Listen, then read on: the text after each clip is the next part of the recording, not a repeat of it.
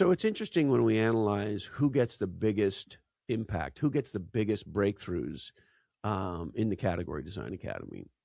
And so we have enough data around this that we want to share it with you. And here's what we know. It's the people who in their careers and or their companies are having what our friend Bruce Feiler calls a life quake. He wrote a book called Life is in the Transitions. It's an incredible book, and it's helped inform a lot of our thinking.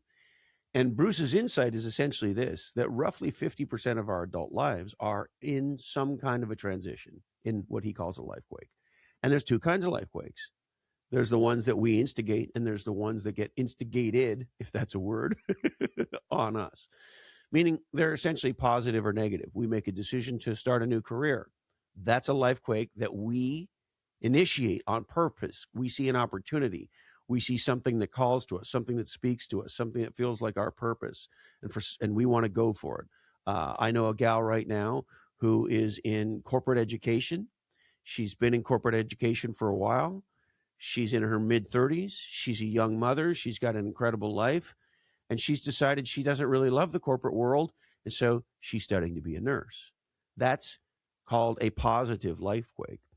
And sometimes we discover our careers in trouble. Sometimes we get fired. Sometimes we get downsized out. Sometimes something horrible happens in our life and we have to make a big change. That's a negative life quake. But one way or another, people in transitions are different than people who are in a more, let's just call it, steady state. So if you're in some kind of a transition, you're looking at AI, you're looking at some other technology, and you're thinking, there's a chance for me to really go for it and do something legendary.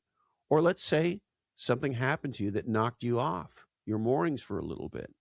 Maybe you got fired. Listen, I've been fired more times than I can count. I'm not afraid of it. I haven't been for a long time. Neither should you, right? If they don't want you, my wife Carrie says, I only want the ones that want me.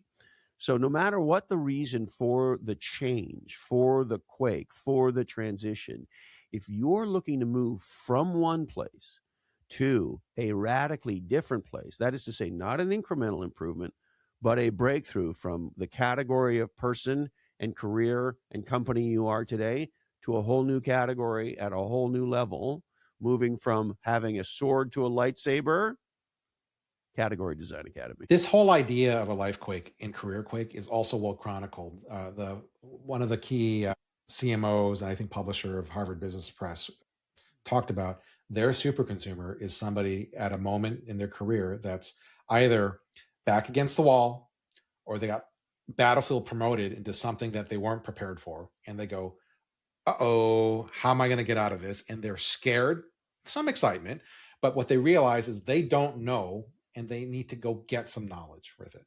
And so they go on a spending spree. It's not just, I'm going to sign up for HBR and the online or the magazine. They buy books, they buy templates, they buy workbooks, they buy courses, they buy formats, digital, all the kind of stuff that they want to get, they get. And they get an abundance of things because they know that they are at a crossroads where it could make or break their career, which is why we wrote the mini book, the quakes that shake you, make you.